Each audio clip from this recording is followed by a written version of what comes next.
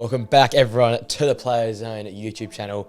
And sorry for this video being a bit delayed. I've been very, very busy this week, but I finally got some free time.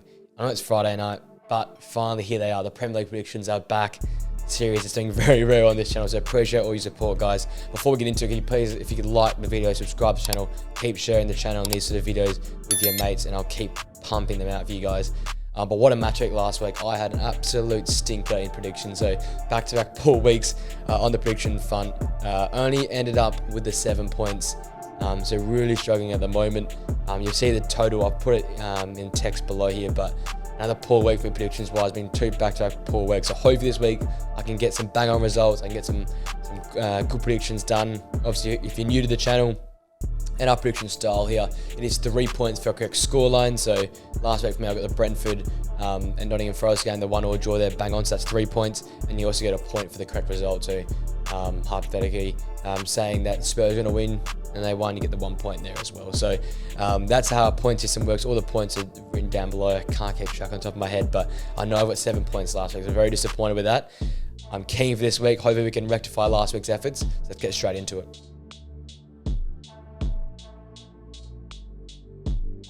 Alrighty, our first game, the early fixture on Saturday there, is Luton hosting Spurs. Very, very interesting on this one. Luton off a sort of yo-yo type of week. A great win away at Everton. That is, for me, relegated 6-pointer. You get those 3 points, and I was thinking, well, that's good for their season. I couldn't see where a win was going to come for them, but winning at Everton, it was a good start there on Saturday. They go and follow it up, though, with a really, really disappointing loss at home to Burnley, another relegation rival. Can't be giving away points to these sort of teams. Performances of both games obviously were subpar. I think we've got to come expect that now with Luton. They're not going to play exciting football. I was being, really optimistic, thinking they'll play a bit nicer football at home, but even then it's very, very defensive. It's very, very negative. And when you're hosting a Spurs side who obviously, despite all the controversy that happened from that Liverpool Spurs game, shout out to Spurs, man. That is an impressive performance. Themselves and Arsenal are the only undefeated teams remaining in the Premier League at the moment, so props to them, props to Ange for what he's got doing there. And despite all the controversy, they played a great game of football. They were, attacking when they needed to be, solid at the back at times when they came under a bit of pressure from Liverpool. And Liverpool's form, Liverpool's quality in their players, to get a result against them is very, very impressive and can't go under the radar despite what the red cards were, despite the offside goal. All props to Spurs, and their attacking style of football does not change whether they're playing Arsenal and Liverpool. So when they go away to Luton, they will bash them, I feel. And as such, the likes of the form of Human Son, Basuma at the back's being incredible. Vicario is playing very, very good at the moment. And you've got the likes of your Doggy who's improving. Madison's been remarkable. There's so many good players, so many players in form and so much going their way. I can't see much change in this game. I've got them absolutely dominating Luton 4-0. I was worried about how many goals they'd put down, but I think 4 goals would probably be what's going to happen here with Ange's side playing the attacking football that he likes to play.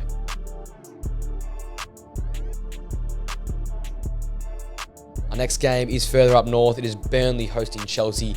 And two teams at the moment, very, very hard to tell what's going on. Obviously, Burnley were outplayed by Newcastle and really didn't have much of a chance against them. They lost 2-0 early in the week. And then obviously that make-up fixture on the Tuesday night, a massive win versus Luton. Really, really desperately needed win. First win for the season now for them. They'll hopefully kickstart their season.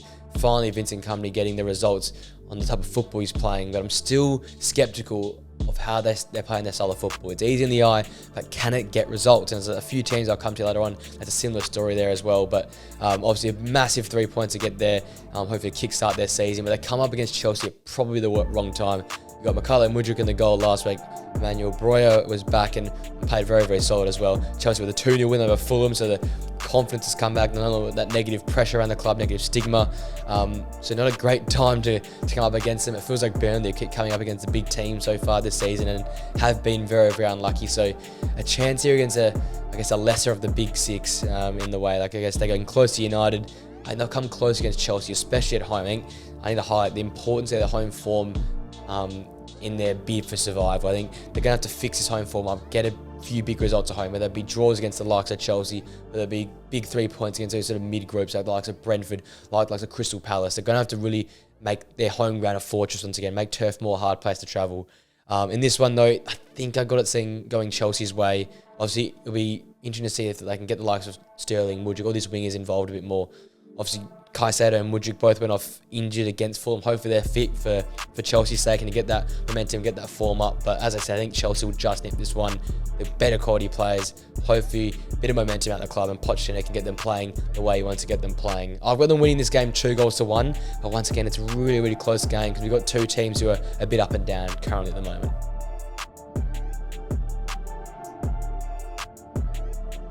This next game is in Merseyside. It is Everton hosting Bournemouth. Another team that's sort of yo-yoed about. Everton a few weeks back with a very impressive result away to Brentford. And you got last week losing at home, like at Goodison Park, which has been a fortress and key for their survival in the last few years, to Luton of all teams. Like, we're talking in the Away Day show, the podcast I did recently, about where do we see Luton getting 3 points, and we couldn't really see it. Like I said, maybe at home to the likes of Everton, Wolves and like that, but going away and letting Luton win at your home ground there, it was a tough result for me to watch there from Everton. Expected more from them. I expected better considering the forms they made at Brentford there. But they're one of those teams that I think will yo-yo back. I think they'll have good performances, bad performances. But at home, I just expect better than them. And I think at home hosting Bournemouth, I think they'll just be the better side. Obviously, Bournemouth is similar in the same sort of vein as Burnley as well. A team that under Andre Areola have been credited playing, really, really exciting football and easy in the eye football. But easy in the eye football does not get you 3 points, doesn't get you results, and they're desperate for some points at the moment.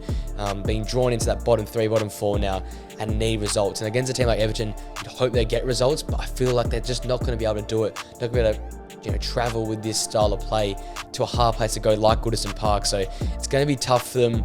I'm worried to see how Bournemouth will go this year. I really like Andre Areola and like the style he plays, but bouncing back from a 4-0 thrashing against Arsenal, some really, really disappointing results so far this season. I hope he gets things right because he's a very good manager. There's some very nice players at Bournemouth, but at the moment, this style of play I think is superseding the capacity of the players. So I've got Everton winning 2-0 at home. I think the home form, the home crowd, and the ability to need to bounce back will be the biggest thing for Everton. I think they'll just get over the line in this one.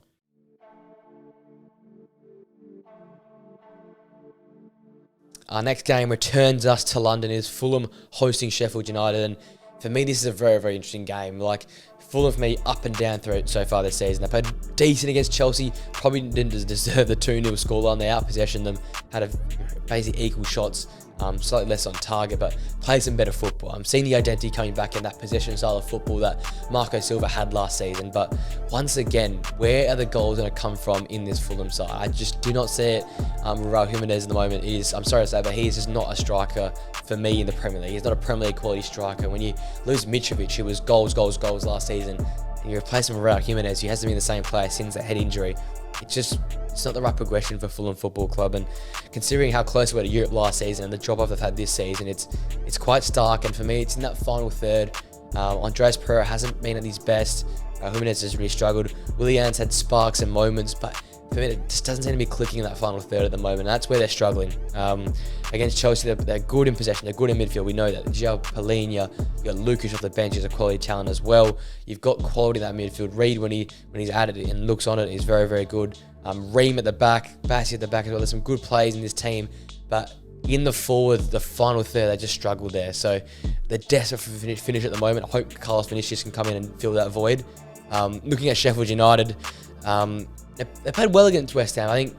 I can't really be harsh on them. They've just got slapped up against Newcastle a few weeks back, but responded well. They were, outplayed in the first sort of 30-40 minutes against West Ham, but weren't far off it through other parts of the game. So not far away for Sheffield United to go and improve and at least put up a fight in some games. And so unfortunately, John Egan's out injured again, adds to the injury crisis they've got at the moment. It's just looking hard, looking uphill right now for Sheffield United. Them and Luton look destined to go down at the moment, and it's going to be a tough one for this game. But considering the up and down form of Fulham, they might not be too far in this game. I've got Fulham pipping at 2-1, and I think that's being really rogue, giving Fulham 2 goals in a football match. But I think they'll just get the better of a depleted, underwhelming Sheffield United side. So they'll win this game 2-1.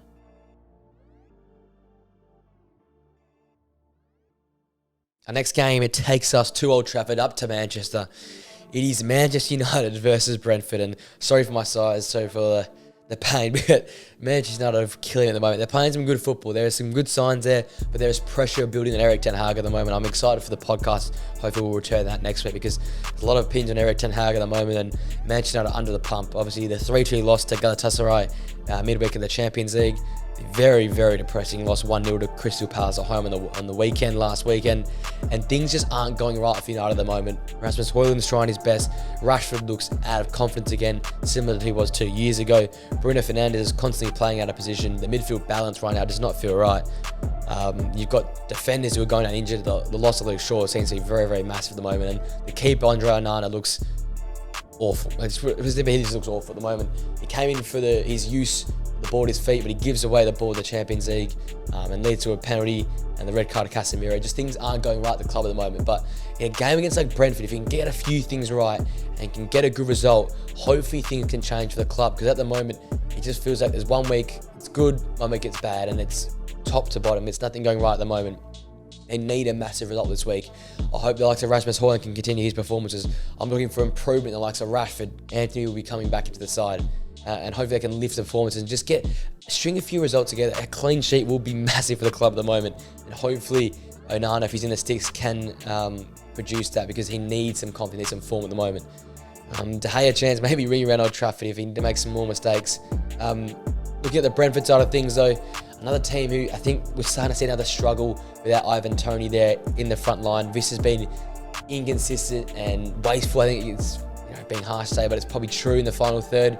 Obviously, they got the 1-1 result away to Forest, but they had the extra man and thought they should have gone on and tried to win that game. But it looks like Thomas Frank was, fine with the 1-1 result and fine with that draw. Also, had to lost Everton recently as well, so not great results in recent times. They're looking for someone who can finish in front of goals. They need someone to finish in front of goals, because in Burma and Visso are struggling up top at the moment. A lot of weird and wacky styles, formation changes they're going through. I think they just need time to sort of just get things right, get Toney back in the lineup and try and return to the Brentford we're sort of used to. Both teams at the moment are on a bit of a downturn. I think at home, Manchester United should win. I hope they win. I'm praying they win.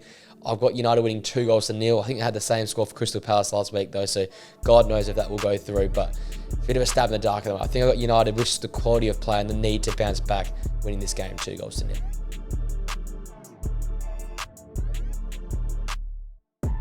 Our next game, it takes us back to London. It is Crystal Palace hosting Nottingham Forest. An interesting sort of matchup on the weekend. Crystal Palace back at home after a massive result away at Old Trafford last Saturday on the weekend there. But I look at Palace, I look at Roy Hodgson and the things they've done. It's very, very impressive. They've had ups and downs. But the one thing for me, if they can stay strong to the first half, it's only up for Crystal Palace. They're a very slow starting side, but once they get their feet wet a little bit after the 35th minute, they're really, really good in games, and they only deserve that result against Manchester United. They might not have had the possession or the names and the team sheet, but they played a very, very good style of football. And Joachim Andersen again on the score sheet, adding to his goal tally for this year in the Premier League. Him and Gay's partnership, I talk about it a lot on this channel, but I'm so impressed. They keep going from strength to strength and watching the full 90 in depth, analysing a lot, because watching my team play as well, it's so hard to go past these two, and I wouldn't be surprised if they both get snapped up either in January or the next summer transfer window, because them two as a partnership and those two as individuals, they've got the strength, they've got the agility, they can keep up with some of the pacey strikers in the Premier League, and they're very, very impressive. And those two were a brick wall for Crystal Palace on the weekend and continue to be a shining light in their team at the moment. The midfield work of AU, very, very robust, very workmanlike.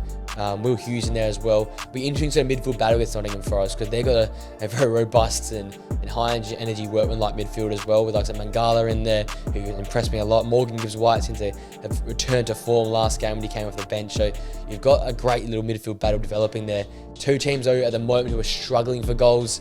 Nottingham Forest against Brentford had a lot of chances that just couldn't convert, and unfortunate probably to draw, considering to being down to 10 men there. But again, Forest are coming good. I feel. I think they're getting their form up. They're better than they were last season. Cooper's got them playing a nice style of football, and I think this will be a good game to watch. Two teams that will play a bit more attacking, hopefully. Palace at home now, they'll be good at home, but I feel like this game's got a 1-1 written all over it. Teams that are not really high scoring at the moment are very solid at the back, and seem teams that are sort of content to be in that mid sort of table period. So I've got this game going a 1-1 draw.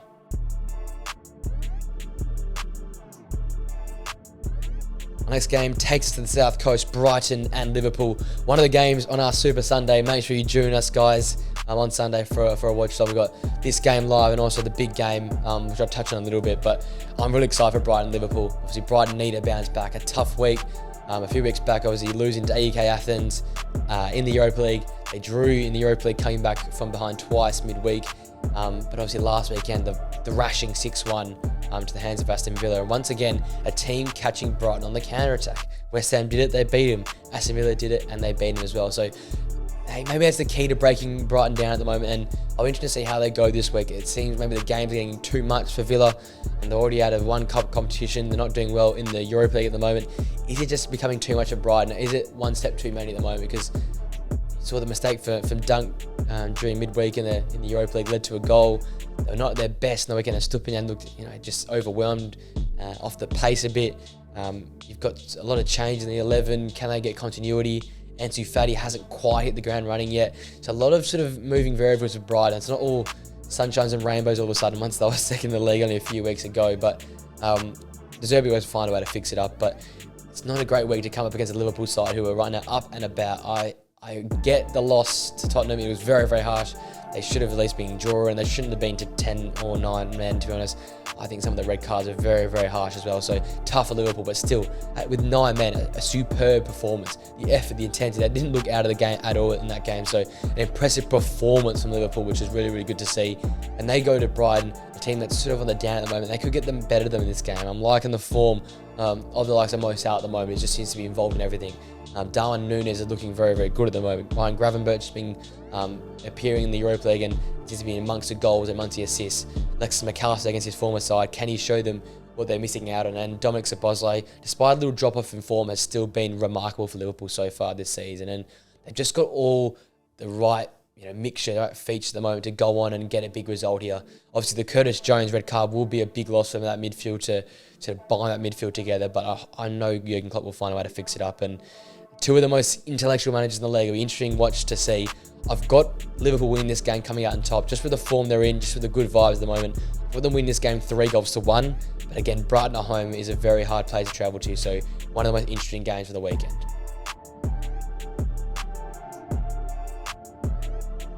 That now brings us to our final 3 games from the match week. It's West Ham hosting Newcastle United. And I'll swiftly jump over this one so we can get into the big games to end the weekend. West Ham, very, very impressive. Good result, a workmanlike result over Sheffield United, and then a massive result in the Europa League in midweek with no travelling fans. They went away to Freiburg and got a massive 3 points. James Ward-Prowse, once again, instrumental. Good in the goals of the Europa League, but also very, very good at the back. You've got Souček back to his sort of best sort of form, and you've got Jared Bowen right now who's on fire. He's in the goals every single game, it feels like. A great goal obviously away to Liverpool, and the goals again last week versus Sheffield United. Very, very cool, calm and collected. They're in a team on the up. They're playing great football, but they come up against a Newcastle team who's in even better form, playing even better football, and that was awesome. Watching the highlights and watching the mini match back. Newcastle and PSG. I didn't give Newcastle much of a chance, but boy, with that atmosphere electric, was the play electric. 4 goals past PSG, only conceding 1 as well. Kept Mbappe quiet. What a performance. I like the Kieran Trippier standing up. Bruno Guimaraes continues to impress me this season. He's taking his game to the next level, it appears. And even up front, Miguel Almiron finding the goals again, so very, very impressive. Harvey Barnes being out of seeing Gordon play very, very good football and being inserted to the lineup, but there's a bit of injury problems, a bit of suspension problems. Gordon is now out suspended. You've also got Callum Wilson out, Joel Linton also doubtful as well, and obviously Barnes out indefinitely as well. So a few hiccups in their lineup. Jamal Lascelles obviously jumped in midweek in the Champions League and performed very well, but a lot of the players that weren't involved in that last season's success, and I speak about the last season's success, just to finish up in this game. Newcastle have seemed to be coming back to last season again. They've seen them just hit their gear once again. They're very solid at the back. They've got sprinting up and down the flanks on the wingers there. Trippier, Almiron, Gordon. They've got that pace up and down that flank, and they're just working well.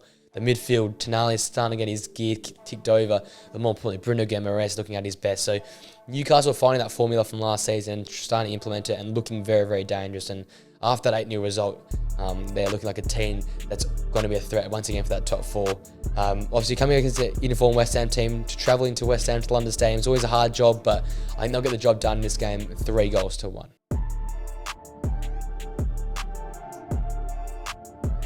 Our penultimate game from the match week, Wolves hosting Aston Villa. Wolves, what a result last week against Manchester City. Got the job done. 3 shots on target, 2 goals, an own goal in there, but I think it's reward. It's just reward for Gary O'Neill and the work he's done at Wolves. Feel very feel for him a lot. Yeah, it's very harsh coming in last minute, being robbed basically at Manchester United with a penalty that probably should have gone their way, playing some good football at times, being robbed once again at Luton with a dodgy handball that led to a 1-1 draw there as well. So they've been hard done by. Finally a result there against Manchester City, a big result as well. Massive 3 points, 2-1 victory. Hwang seems to be now in the goals. He is killing it. I think now 3 games in a row now with goals, so he's in good form. We know what Pedro Neto is doing at the moment. He is killing it with just chance creation, goals, assists, and Mateus Cunha with the assist last game as well. So if those guys are all firing, we're going to see goals finally coming for Wolves, and their structure at the back tends to be coming good again. I respect Dawson's work on Haaland was remarkable last week, and something that's to be admired. The man marking that man did last week is a blueprint for teams to come to try and play against Manchester City, and they're finally getting what they probably deserve. The quality though is not there compared to Aston Villa. Aston Villa slapping about Brighton and Hove Albion 6-1 last weekend. A massive win in the Euro Conference League midweek. John McGinn late winner. A touch on John McGinn. He has been very, very pivotal so far for Aston Villa. When he plays well, they play well. Someone else who plays well is Diaby. When he's playing well, the team is looking awesome. Him and Watkins were at their best last weekend against Brighton. They were super dynamic on the counter-attack there. Those who were so pacey, so much of a threat. And what a sign Diaby's been, maybe up there with the top 5, top 4 signings of the summer, because he's revolutionised this Aston Villa side, being more of a threat in the counter-attack, someone who can pick the ball up and drive, and they've got an absolute gem there in their hands. I mean, Bailey, Diaby, Watkins are at their best, when Zaniolo gets forward as well. They're just a team with so much attacking capabilities at the moment, and I just cannot I love watching. I can't avoid not watching. There's something so good to watch. Their attacking style of play, Unai Emery, the brains behind it all is very, very exciting. And despite coming off obviously that Thursday late fixture, late win, and coming to the Sunday fixture, I think they'll still get the job done against a Wolves side who's obviously up and about. I've got Villa winning this game 2-0.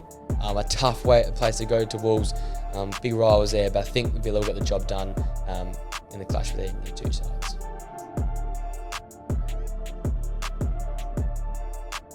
And finally, the biggest game of the weekend, maybe the title decider, maybe an early title decider.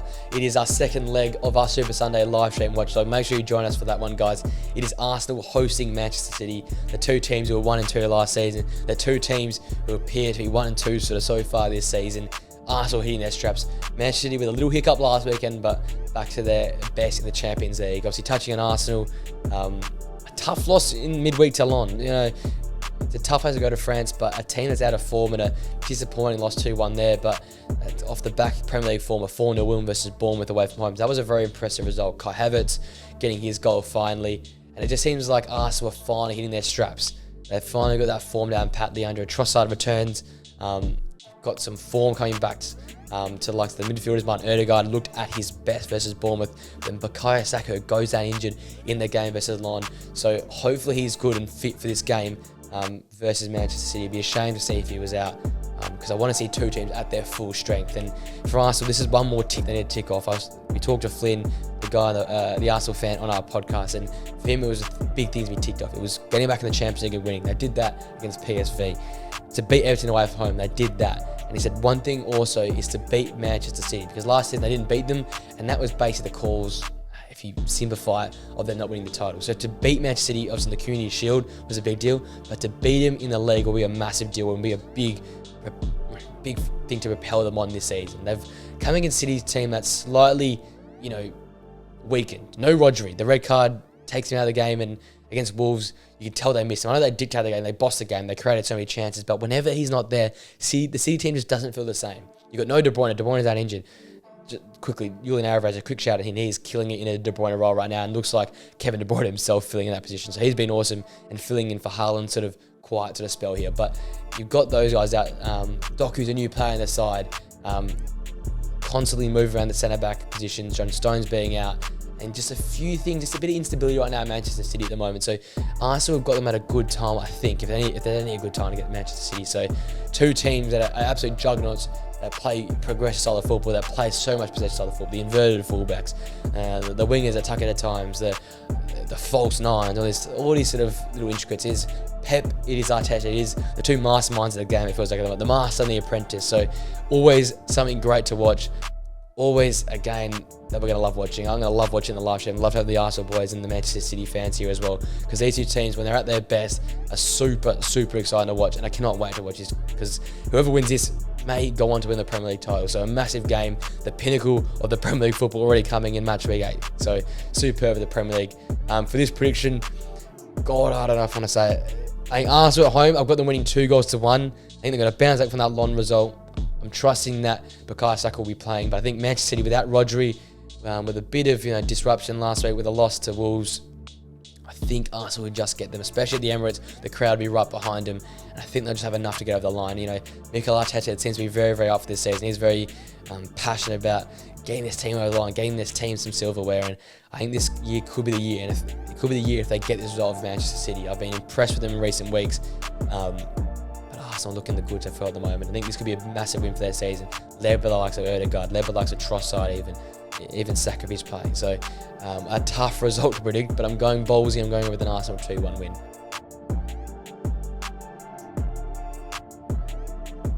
Guys, that brings this prediction video for Matchweek 8 now to an end. God, we're already 8 matchweeks in, only 30 to go now. It seems we're flying this Premier League season. Let me know what you think of my prediction down below.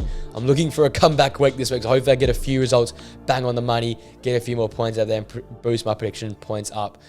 Guys, make sure if you enjoyed this video to like it, subscribe to the Players Own channel, share this video with friends or people who enjoy this sort of content, and keep growing the channel. These videos are getting great support, so I appreciate you guys supporting it all around the world. So much appreciated from the bottom of my heart. Guys, I hope you have a great rest of your day. Enjoy the Premier League action for this weekend. It's huge matches, and I'll see you guys for another video very soon. See you later.